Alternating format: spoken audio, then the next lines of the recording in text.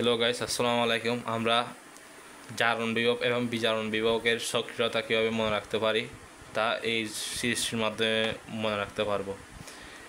লিজাকে কানা মেঘে এবার এলো যেন ফিরে, চোর কাঠ নিয়ে টিন পাবে হাই, কুলাঙ্গার হাজি আজি পিটাবে আমায়।